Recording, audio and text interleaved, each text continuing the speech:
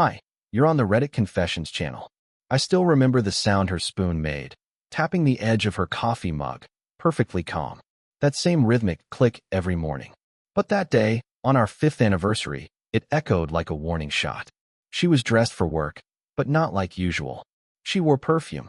Not the one I liked. Not the soft vanilla she used to wear when we cuddled on the couch watching reruns. This one was bold. Sharp. Like a message. She said, "Don't wait up tonight. Late client meeting." That was it. No happy anniversary. No smile. No kiss. Just the sound of her heels on the tile as she walked out the door, like I wasn't even there. I didn't say anything. I just nodded and sipped my lukewarm coffee, pretending it didn't sting. Pretending I believed her. But my gut had already packed its bags and was screaming, "Something's wrong, Curtis." So I tested her. I waited until 7:04 p.m. Then I texted, "Hope the meeting's going okay. Thinking of you." She replied 2 minutes later, "Still at work, babe?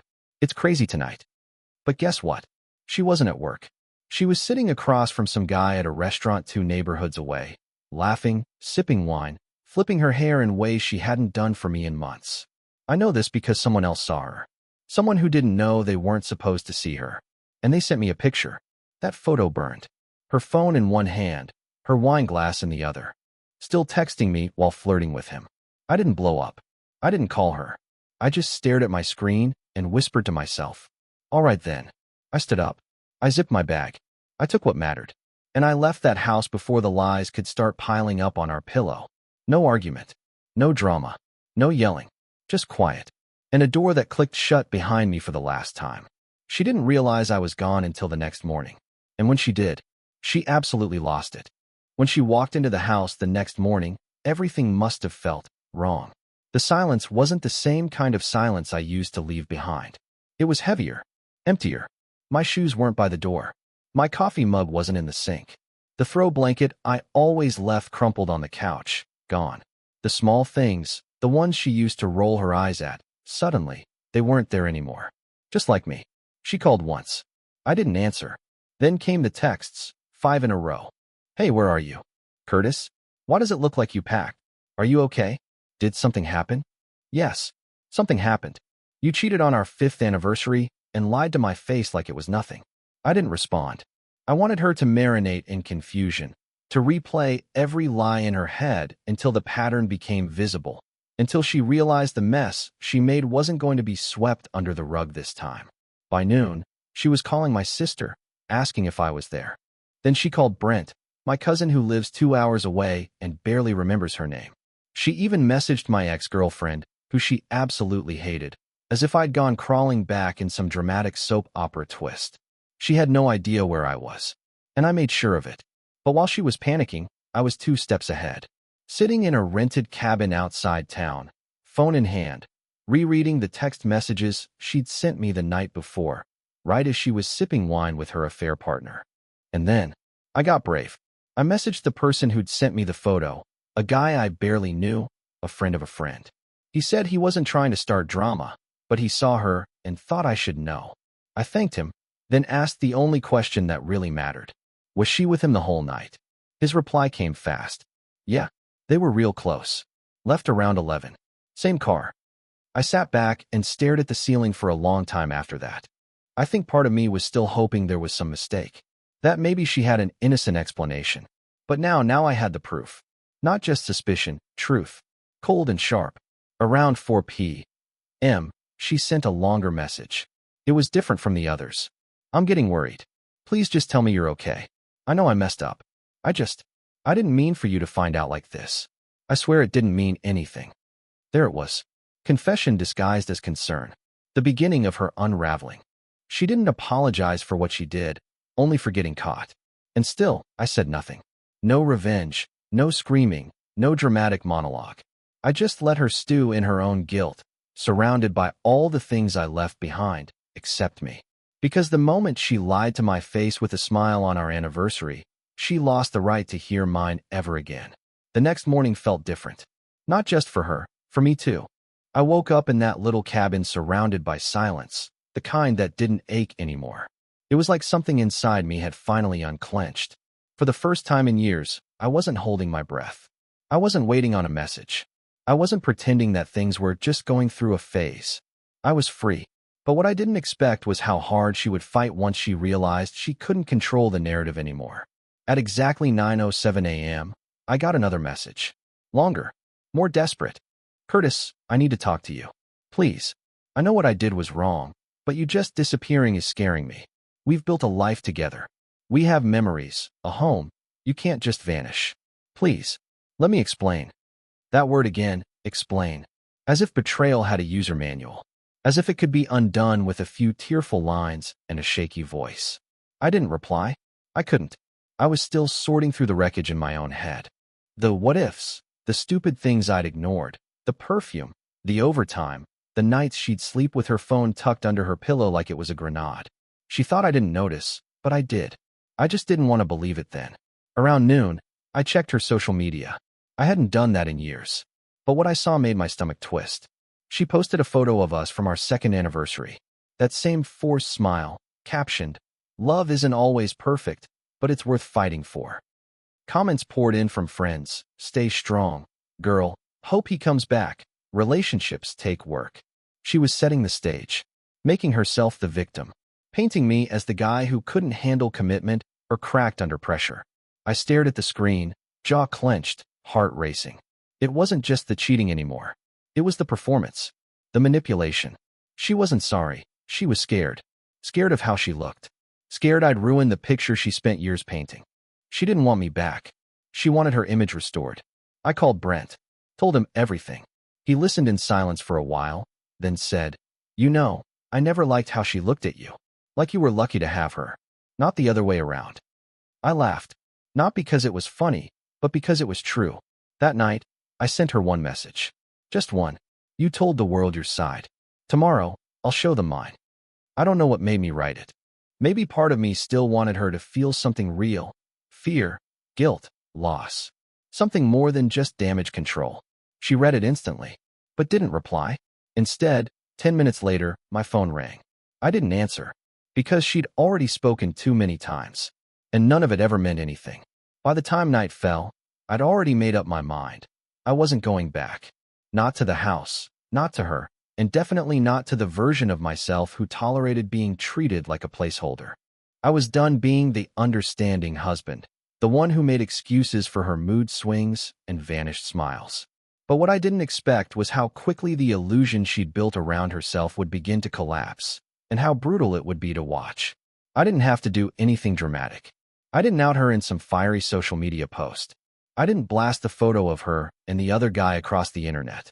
All I did was forward the photo to her sister. That was it. No words. Just the image of Dana, smiling across the table from someone who was very clearly not her husband, on the night of our 5th anniversary.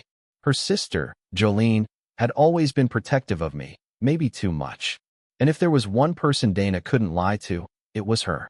20 minutes later, Jolene called me. She didn't say hello.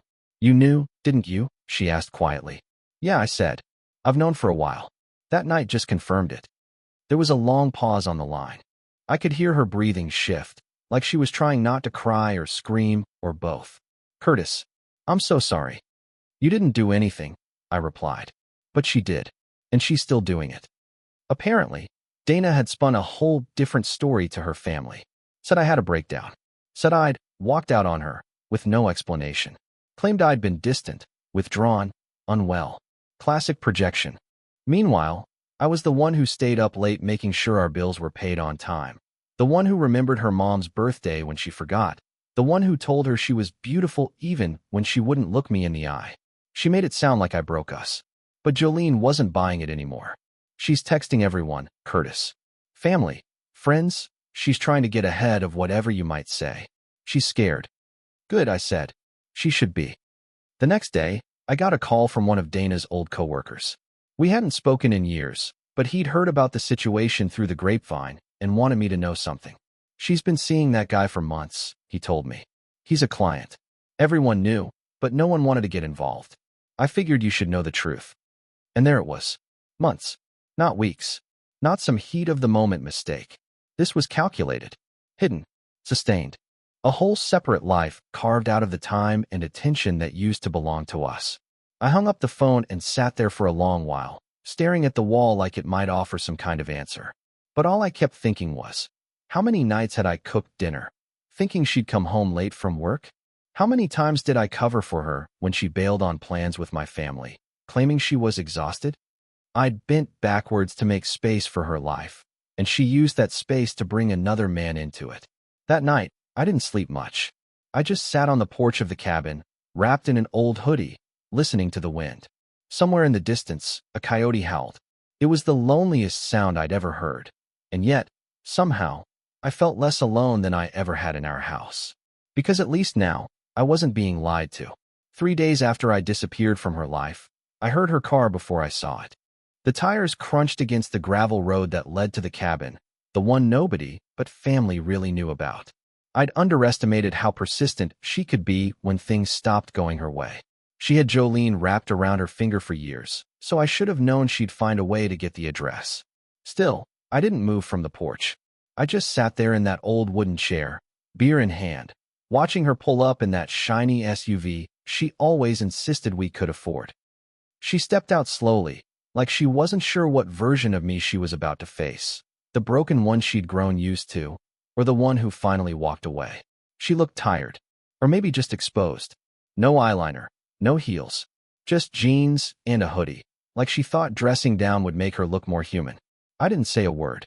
"Curtis," she started, voice cracking like she hadn't rehearsed it a dozen times on the drive. "Can we talk?" I didn't nod, didn't even blink, just pointed at the other chair. She hesitated, then sat. Her hands were shaking. That was new. Dana never shook. She was always calm, cold, calculated, the kind of woman who could lie with a straight face and a steady tone. But now she looked like a chess player who'd realized she was several moves too late. "I know I hurt you," she began, avoiding eye contact. "And I know you probably hate me right now. But what happened, it wasn't what you think." I let out the smallest laugh. Not loud, not cruel, just tired. "You're right. It was worse." That stung. I saw it in her face. But she pressed on. "He doesn't mean anything to me, Curtis. I swear. It was stupid. It started as flirting, and then it got complicated, and I didn't know how to stop it. I never wanted to lose you." I cut her off. "You didn't lose me. You let go. Quietly. One skipped dinner at a time. One lie at a time. One night out with him at a time." She finally looked at me, eyes wide, and for the first time, I saw the fear. Not because she thought I'd yell. Not because she thought I'd shame her. But because she realized I was done. "I can fix this," she whispered. "I'll cut it off. I'll go to therapy. We can go together. I'll quit my job if I have to." But I just shook my head. "You already quit. You just didn't tell me." She cried. I won't lie, it wasn't easy to see. I'd loved this woman once. I'd believed in her. I'd built a life around her. But now, those tears didn't fall for me. They fell for the image of herself she saw crumbling. The worst part? I still wanted to hold her. That's how messed up it was. Even after everything, some pathetic part of me still reached for the ghost of who she used to be. But I didn't move. I stayed in my seat and let the wind answer her silence. After a few minutes, she stood up. "Is there anything I can do to change your mind?" I stared straight ahead. "Yeah. Go back in time. Choose me." She didn't reply. She just walked back to her car and drove off, the same way she'd left the house that morning on our anniversary. Fast, thoughtless, and sure I'd be there when she returned. But this time I wasn't, and I wouldn't be again. 2 days after she left the cabin, I thought that would be the end of it. I thought maybe, finally, she would let the silence settle. But I should have known better. Dana was never the kind of person who let go without first trying to rewrite the story. And when she realized tears didn't work, and neither did guilt, she moved on to her next weapon: control the narrative. I woke up to a message from a mutual friend, Heather, someone we'd both known for years, but who had a tendency to insert herself into drama like it was a sport. "She says you had been distant for months," Heather wrote. "That you stopped talking to her. That she didn't cheat, but you pushed her away emotionally, and she didn't know how to tell you she was unhappy." I just stared at my phone. Of course she did. That was Dana's specialty, making people question your sanity while she played the wounded saint. It wasn't just about making herself look better. It was about making me look unstable, unreliable. Like I had slowly poisoned the marriage and she'd just been surviving it. That was the story she was now feeding to every person who would listen. And Heather wasn't the only one. Another friend messaged me later that day with a similar version, and another after that. It burned. Not because I cared about my reputation. I'd already walked away from everything. But because for years, I stayed when I should have run. I forgave when I should have confronted. I defended her when I knew deep down something didn't add up. And now, she was using that same quiet patience against me. So I did the one thing I told myself I wouldn't. I opened the folder. See, the night I left, I didn't just pack my clothes. I also copied everything. Every message, every suspicious screenshot, every photo that had that same man blurred in the background. It wasn't revenge. It was insurance. And now, it was time to cash in. I didn't blast anything online. That's not who I am. But I did send one email. One single, quiet email to the few people who had reached out to check on me, while subtly defending her story. I didn't write a bitter essay. I didn't rant. I just wrote, "You're free to believe whatever version she tells you. But just so you have context, here's what she sent me the night she was supposedly at work. And here's a photo time-stamped 15 minutes later, her at dinner with someone else." That's all I'll say. I didn't get many replies. But the silence that followed was louder than anything. A few people unfollowed her that day. One person even apologized to me, saying they didn't know the full picture. But I didn't need validation. I just needed the truth to breathe. Later that night, Dana texted me again. This time, short and sharp. "You crossed a line." I didn't reply. But if I had, I would have said no. "You crossed it when you let him into our life and asked me to believe it was just stress from work." She was unraveling now, fast. The image she worked so hard to maintain was cracking, and the version of me she wanted everyone to see wasn't holding up under pressure. Because I wasn't yelling. I wasn't lashing out. I wasn't acting like the bitter ex. I was calm, and that terrified her more than any loud retaliation ever could. By midnight, she tried calling. I let it ring. She sent one more text after that. Just 5 words. "Please don't ruin my life." But here's the thing. She'd already ruined mine. I just finally stopped pretending otherwise. I should have known it wasn't over. I thought the silence would finally settle after I exposed the truth to just a handful of people. I wasn't out for revenge. I didn't post anything online, didn't try to destroy her life or parade my pain around like some badge of honor. All I wanted was peace. But Dana never understood peace unless she was the one controlling the volume. A week passed. I stayed at the cabin, kept my phone mostly off, tried to let the dust settle. Then one morning, I drove into town to get supplies, and the cashier at the gas station gave me a strange look. Not the usual small-town awkwardness. This was different. Judging. Curious. Pitying. That's when I noticed it. A printed flyer on the local corkboard near the door, partially covered by a pizza ad. Someone had stapled a copy of our wedding photo to the board, but there was handwriting across it. Thick red marker. 3 words. He walked away. I stood there frozen, my coffee halfway to my mouth. It was her handwriting. She had left it there. What was she trying to prove? That I abandoned her? That I gave up? She had no idea who saw it. Could have been strangers, could have been old neighbors. It didn't matter. To her, any version of the story that made her look like the tragic figure was worth telling, no matter how insane it sounded. That same day, she emailed my boss. Yes, my boss. He called me into his office and gently closed the door behind me. "Curtis," he said carefully, "I received a message from your wife, or, I guess, soon-to-be ex." I nodded slowly, the blood draining from my face. "What did she say?" "She claimed you've been emotionally unstable, that you disappeared without notice. Said you might need some time off, maybe some professional support." I didn't know whether to laugh or punch a wall. She wasn't trying to fix anything anymore. She was trying to erase me, bit by bit, paint me as a man unraveling, someone too broken to trust, too weak to handle responsibility. I calmly explained the situation to my boss, who thankfully believed me, especially after I showed him the messages and photo timestamps. Still, it shook me, not because I feared losing my job, but because it confirmed just how far she was willing to go to maintain her illusion of innocence. That night, she showed up again. Not at the cabin. At my parents' house. My mom called me, her voice tight and panicked. "Curtis, she's here. She's in the driveway crying. She says she just wants to talk. Should we?" "No," I said immediately. "Don't let her in. Don't open the door." She waited there for an hour. Just sat in her car like some deranged romantic, headlights on, eyes swollen, probably hoping someone would see her and think she was the heartbroken one. Eventually, she left, but not before slipping a letter under their door. I still have that letter. It was 4 pages long, written in the same neat cursive she used when she left me love notes early in our relationship. But this time, it was a twisted apology, not for cheating, not for lying, but for losing sight of what we had. She said she wanted to rewrite our ending. She said she'd rather be hated by me forever than lose the story we promised to write together. It wasn't love. It was possession. She didn't want me back. She wanted back the version of herself that looked good standing beside me. I didn't respond, but I did something else. I contacted a lawyer. I told him everything. And for the first time in weeks, I felt like I had control again. I wasn't running. I wasn't hiding. I was reclaiming my voice. And Dana? She was running out of ways to silence it.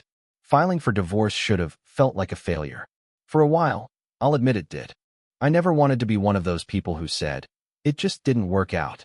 I always believed that love was something you fought for, something you patched together even when it cracked. But the truth is, love without honesty isn't love, it's performance. And I've been clapping for a show that ended long ago. The process wasn't easy.